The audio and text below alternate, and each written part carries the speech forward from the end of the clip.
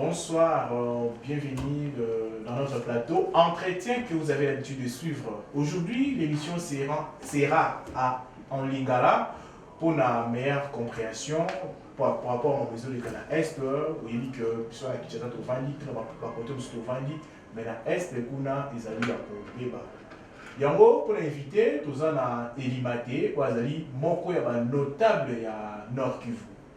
Ndeko élimaté, moti. Mbote Papa Philippe. Boni. Toza kaka na ngolu ya nzambe. Boza ngolu ya nzambe mais babino ba notable botamboli mala mingi bosali ba démarche mais jusque là situation vous va vous changer te nini pene cause na kati ya base ya situation. Bon, situation zo changer te batu bazo meka kotala to sala nini mais situation zo changer te parce que après kotala makambo ndenge ezoleka toyeko découvrir que armée na biso eza na ba complice ebele. Donc soki makambo ezo changer te c'est parce que toza na armée vraiment nationale te. Armée toza nango régime ya sika ekuti déjà armée toza nango ezalaki déjà lokola milice ya batu songolo. Alors ba généraux ebele oyo baza na Est bango ne batu bazo occasionner des ordres wana na Est. Sur l'état de siège oyo malgré que armée cause a infiltré mais l'état de siège loko nini oyo tukiko yo ayo mtuzali kuna notable okena kuna yo nini okiko bimisa l'état de siège oyo ya malamu to pe ya mabe. Te ya malamu ata moko ezate puisque armée oyo au chef de l'état avait sikakuti. C'est la même armée où ils ont fait ça conseil et puis ça que conseil pour l'état de siège. Mais état de siège où ils bâtir kuna ngana ibisa bandaka na émission mususu qui et ça le côté parce que ba changer kaka ba tête ba changer kaka ba généraux mais la même armée où ils a kuna ne batu baza kaka ti lelo baza kuna parce que toyebi bien que armée déjà na problème ya est. Tobandaka oeza au moins 5e fois dans le baquet, il faut qu'on change ba service nyoso batia batu mosusu. Mais pour le moment ba changer ta. Mais le chef de l'état a changé, a changé qui va. A changé te. Kale faisait sous nani ya chef ya anéanté. Kale via la Kinshasa. Mais na terrain kuna il faut qu'on change. D'ailleurs, il faut na bakisa mosusu. Même ata le loso ki ba lobi bon. Armée du Makuna, ba service de ma population s'occuper na ba soit disant ADF wana. Aussi ça va même dans moins de mois. Donc c'est que bino pe ba notable pe boza complice tant du beau solo ba ki na bino ke avec les députés nationaux bolo na rébellion bolo na groupes armés. Non, problème ya groupe armé eza autre chose na makambozo le kakuna. Problème au kino tango ayo ka groupe armé azwakango lokola rebelle bengi za la rébellion te bengi za na batu oyo ba occupa bazo ya mikolo nyonso gardé par la armée na biso zo gardé bango ba occupa population parce que ba ko boma batu bazalaka bana ba mama ba jeune fille mibali batu ebele plus de 200 personnes wana ko ba za rebelle te ça et ça kaka population ya ko occuper mabele et bomi ba congolais ba polo mabele mais na baza gardé na FRDC. Donc, on les a rébellions rebelles, azalaka na objectif, il y a un pouvoir en place. Pas à pouvoir. Pas à pouvoir. Il y a aussi na ba résistant. Tout le monde va rebelle. Ba mai lokola lelo, mutu akobi ma lokola mai akende kobundisa ba ADF.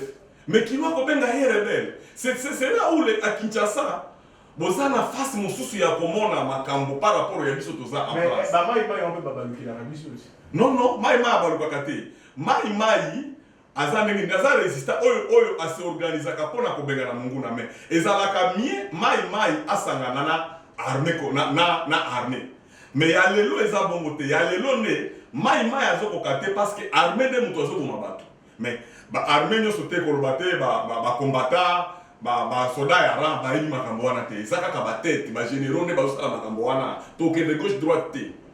Eza kutu na kwebisa yo clairement kuna ADF yazalaka te ADF eza kombo balatisa babandi wana mais eza ADF te ndenge ni omoni ADF eza groupe eza ba rebelle contre le gouvernement ougandais.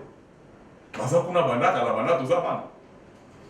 Maintenant comment ADF koko boma batuti na niveau wana et puis bazala ka garder et puis soki eza ADF bato bautaka na Goma, bautaka na Rwanda kokota population wana. Bango nyonso baza ba ADF.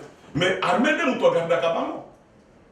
Et puis oyoki awa ya pa bikolebele Monisco ya komo kwa lobino soki ya solo gouvernement de mutozo mabino te. Pourquoi pour ça la nationale? Pour la nini même teni à FRDC bango balata kango. Toko komi tuna te pourquoi nani logisticien ya dépôt ya teni azana. Pour il faut pas banana de côté là dans la logistique il y a teni à FRDC. Oui. Oh ba bouja ba moi azaka. Oui. Même Monisco lobino to pesa ka FRDC biloko akolia. Même biloko wana toke okutango na côté ya ba soi-disant ADF wala. C'est-à-dire butoazo mo ma peuple ya Beni, Ituri, c'est l'état congolais. L'état congolais. L'état congolais mutoazo mo batuna Beni. Sur la bino na niveau na bino, nous avons notable OK na pour nous minutes. Ah ouais. Vous avez s'organiser ni. Na minute au pays qui na de retour, za kuinda. Somo. Oui, makenga kota ki na chanjo na konga na lobby na butu na 23h. Tisikoyo a vi chanjo, azo progresser po azwa nini, azwa douane ya Bunagana. Tama ko douane ya Bunagana to kusala ni. Donc makenga oya bebe. Ya M23. Il y a M23. Donc M23 et Koufate Ezali. C'est la même M23 on va batuna Beni. C'est la même M23 de Moutouzou Mabatuna Beni na Ituri. Alors le problème est que ngana loba bandaka pourquoi chef de l'état a tikala kovanda te atuna batu ba maîtrisa contre wana. Net bana. Bon ayebi bango. Soki na lobia we kozala lokola na zolo bela mutu. Mais ayebi bango. Je posa la liste ya batu wana. Même ngai na loba na première émission na na bibo. Kabila lobaka na 18 ans na azanga 15 personnes. Ngai oyo Tshisekedi alukangana zalata le premier aluka 14. Donc il est à la Takaba. Pour la likambo wana ya est. Ya est. So I'm Azolanda yo, oui, service ni Azolanda. Oko proposer ni par rapport à la. Bon, nous sommes encore au bango na plateau te, mais la proposition nazango en tout cas on a le baka mikolo nyos, il faut que changer armée batu nyos baza kuna. Et d'abord, il faut qu'on identifie bango. Parce que toko quand to changer bango moko wana to changer bakoti na zamba. Bah c'est attaquer contre les populations. Mais la population peut biso moko pe tozo ko bomba bango. Non population comment bango bakoki kolonga na frontière bakota tina kati basali bakota na ndenge. Population est prise en otage. Population mutoye na munduki sikoyo ata soki le monaka ndenge mzee lora kotaka ya afbel. Bon on n'a pas résisté ndenge ni tango bazo ngela mutu. Mais quand population na quand mtabwe ki ba Bundisa ba Rwandais wana Kinshasa. Bon, oui. Kinshasa kino ba Bundisa ba boma ba Rwandais. Wana ezaka mususu mais parce que ba Bundisa bango parce que bozalaka sima efa armée zalaka sima population. Oui, si armée zalaka sima population. Mais Beni c'est la contraire. Beni ezanini armée de mutu adegisa alataka azalaka ADF na moya komi soda. La plupart ba généraux na ba haute fonction na ba colonel. Ce sont les bandits. Et puis même Monisco lobby. Pourquoi l'État congolais est-il kozwa ba généraux oyo baza cité na atrocité wana est-il kozwa bango batunga bango. Ba kaza même ba généraux bazomati, baza ba fonction. C'est la même mais baza na Kinshasa na ba bureau climatisé, bazo sala ba ordre kuna, c'est la même. Pourquoi l'État congolais est-il kokanga bango te? Ce qu'on a nyos wana objectif ezani. L'objectif na bango kotala musika eza kosilisa peuple autochtone eza wana peuple mususu ekota parce que bazo kota mikolo nyonso bakota ka mikolo babisi ekota ka sans problème bazo remplacer OK batu mususu ouais ba remplacer déjà batu mususu c'est ça wana ba population zouta oui zouta parti par là parce que omoni ko uta Goma Butembo c'est 360 km. Alors le territoire de Rutshuru, territoire de Nyiragongo, Goma eza pembeni ya Rwanda. Maintenant, tant que vous êtes à côté à Grand Nord, beaucoup de gens qui sont populaires, ils ont été wapi. Mais tant que vous êtes non, ils ont des réfugiés, ils ont congolais, ils ont été dans Massis, comment? Donc, vous comprenez. Et puis, ils ont bien gardé dans FRDC. Vous avez à l'aise, mais vous avez raté. Donc, non, on a ça à l'aise parce qu'il y a solo, il y a solo. Attends, devant, attends, on a une accueil, ça est fresh. Oh, on a solo, on a accueil, ça est clairement que yo peut oser la carte parce que. Donc, ma campagne, même attends l'histoire, mais tout est là comme on a voté. Armée nationale, il y a des gens gardés les sous, soit disant rebelles. Et puis, il y a un tennis civil. Bakoti ba série civile tango bakoti na butembo na ituri balati bango tenir FARDC babani ko boma bantu sika wana uti komona mutu moko ya IDPS alobino auti na Bumia auti na Beni makambo amoni ye moko na miso a comprenati état de siège ba armée na biso na état de tiba komi ko teka même na mapangwe na ba cimetière bah comment on le tire gouverneur militaire ou mettez dans ma bon à citer comme gouverneur militaire mais à citer à Monique armée congolaise na Beni les autres comme mapango tiba comme côté dans cimetière donc par rapport à mission na on a comme sous comme on sous oui dans mapango non mission état de siège oui Abimi Libanda état de siège et puis Zela na Ipsayo. Du jour au jour, bazo tumba mituka ya population, bazo tumba ba marchandise, même en 15 jours, chef de l'État tika la pour décréter que non, tout ça la même zone wana ndenge dans la zone sinistrée, ba futa taxe c'était. Mais bazo mwa mutupe ba futa taxe. Mais chef de l'État zaki kuna auteur ko za dernièrement kuna. Bon, kozala kuna atambola kaya mais c'est ni kotambola, kotambola les problèmes mais quel résultat na kotambola? Oui, mais kotambola bino. Bon, après, quand on a besoin de Tozini, donc, par rapport à l'union sa probité qui n'a d'ailleurs, ndenge bazala ko mabatukala et comment plus koleka lelo koleka kala. Donc kotambola ko kende ko mona batu ko promettre batu bon OK. Tout c'est le résultat. Donc yo ko batu ko bateur na ndenge batu so zo ba état de siège côté opposition, côté l'opposition, la Mouka, Faïl ou Zuto, Mazolo Baker était des sièges, ils étaient des pièges. Donc des pièges, c'est-à-dire, c'était pour la baron, ils pour limiter, moi, bio comme sous pour la droit, ils vont permettre, donc, état de siège, et il y a des ça c'est là couloir ouvert.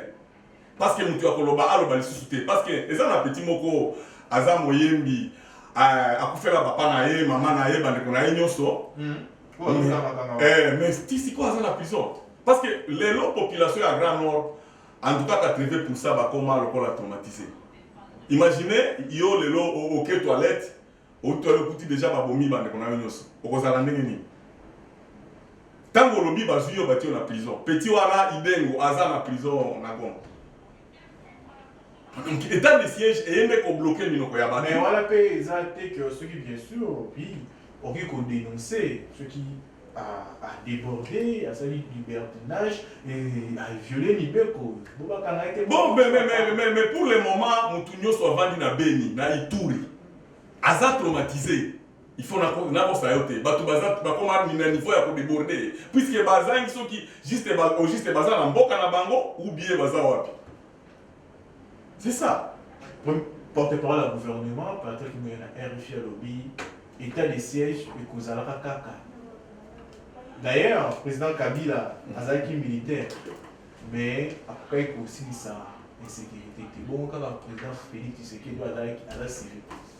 Président Kabila a assisté à la sécurité, est-ce que avant le président Kabila, la sécurité a pu ça? Tout ça, à la niveau là. Et sécurité avant le président Kabila, il y a une sécurité politique. Ce qui toquait, non? Ce qui toquait dans ma campagne de l'Ouest, n'a évité ce qui problème avec le Kabila. Alors, tu as la makambo mususu parce que makambo est salama et au salama parce que Kabila promettra à la population à Konake beaucoup monde a kosala ka ville lokola Casamance. Alors, un président de la République. Alors, on a beaucoup la makambo mbele à Kabila té. Pour le moment, tant que la makambo est sur place.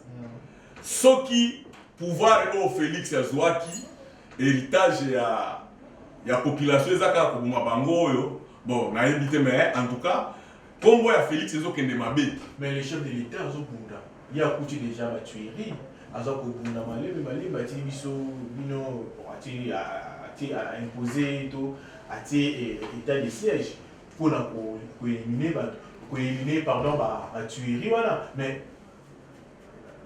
mpona nini bino bozondima kaka te beni bitumba eza teke eza na bitumba eza teke mboka moko boye ezoagrese baye na minduki bazobunda na arme na biso omona wapi cité moko babomaka bato 10 fois bakota lelo après 2 semaines bakoti après semaine bakobasa wana eza bitumba ndenge même moyibi azoayibi akendaka malama combien soki otuni lelo na bulongo basali plus de 10 fois bavillage nyonso batumbaka babomaka bato bazongaka mikolo nyonso seke arme ezosala eloko te bomoni avant-hier bakomi kosala kobima komanda kobima luna ti komanda eza presque baka 80 km bakomi kosala convoi basali bamituka ata plus de 80 ou ça armée sima monisco liboso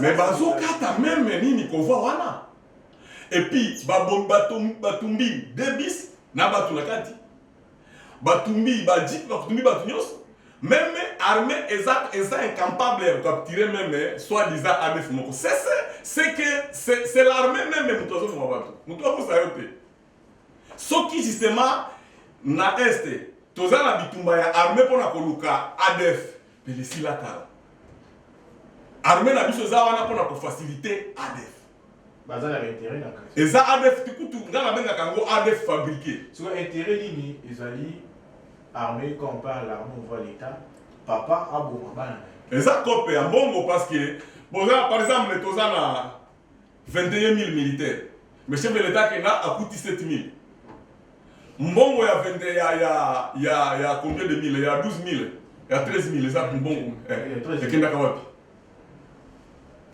14 000 teni ya 14 000 ekendaka wapi butini ya 14 000 ekendaka wapi yango nde ezotonga baimmeuble a c'est eza kope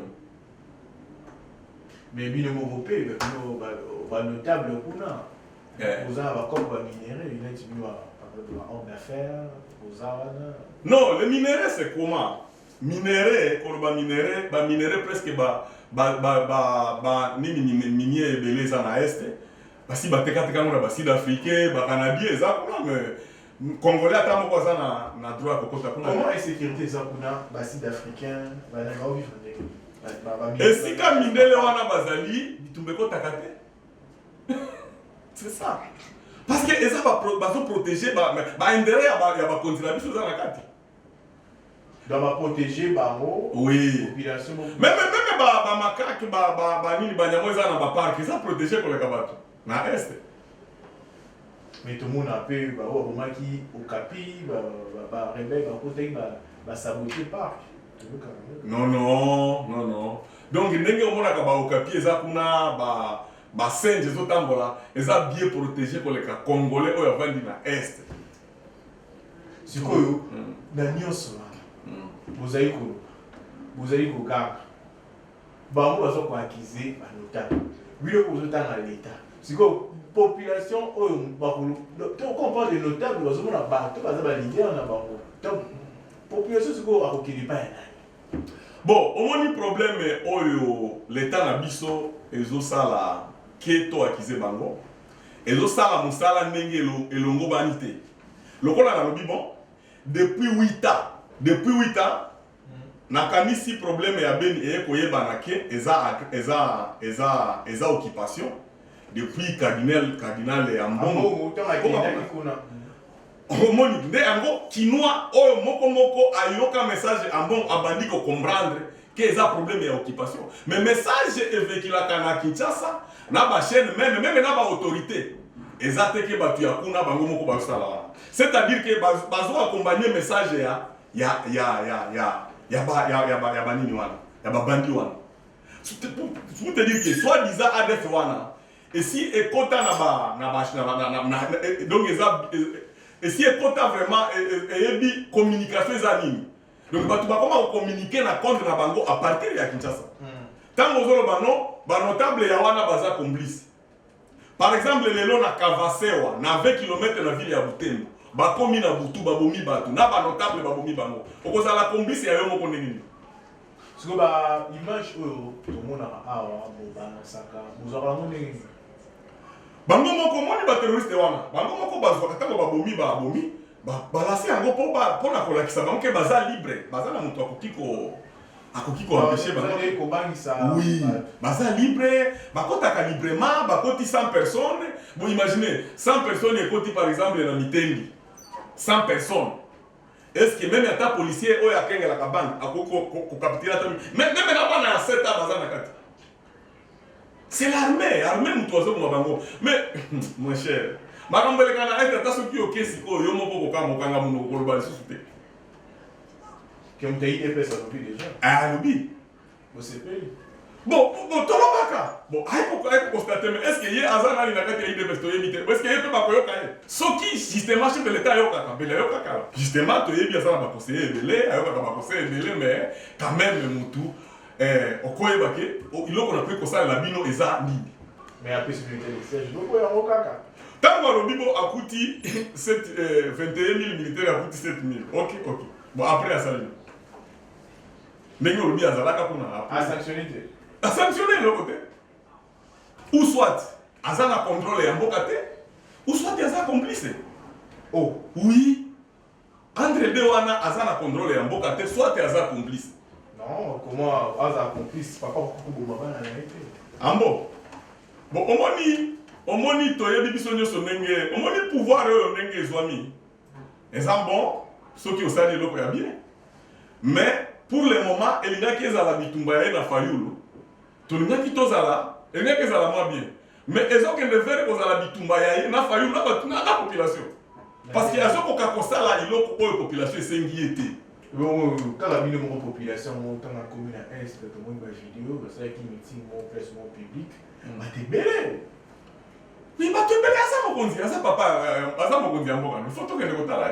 Mais il faut que le résultat. Ya monde na lobby soki aza complicité ou soit aza na contrôle té. Aluka mécanisme nini po aza na contrôle ya mboka mobima. C'est ça. Lelo uchu ba na minute on te vandi boye les batu babimi na chanjo tisikoyo baza na bunagana.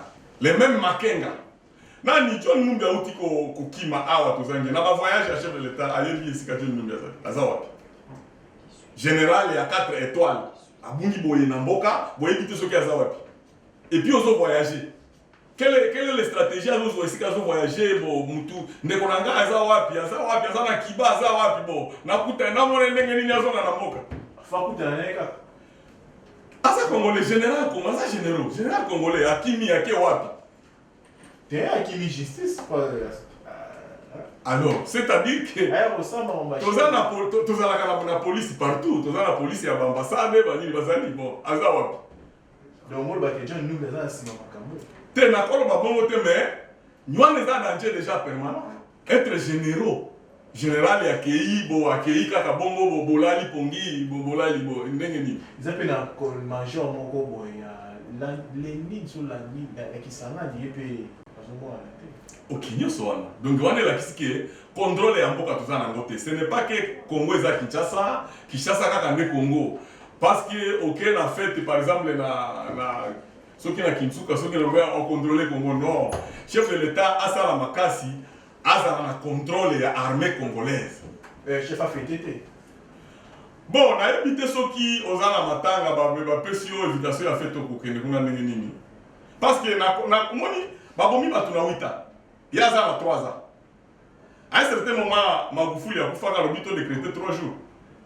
Mais bato bazo kufa na Congo mikolo nyonso asi alobata mokolo moko même chaîne na biso national tennis esi elakisa makambo yango yango nde tozoloba l'état congolais moto azoboma bato na Beni na Ituri ce n'est pas que tokende gauche droite bie tobanga melongo l'état congolais ba mesure azozwa mpona kosécuriser population ezokokana te yango bazo mais c'est ndenge ni baza obligé kosécuriser population soki lelo ndeko Philippe ngai awa nazalaka na meseni musala ya construction mais naza ingénieur te naye ko se présenter pas na oke na kotongela yo ndako ya 10 niveau opesi ngai na tongango après tango batu bakofi bato na ye ekwei na bomi batu te soki oza a mesure ya kosala eloko moko te ndimake yo moto bomi batu Elimate. Merci. Merci.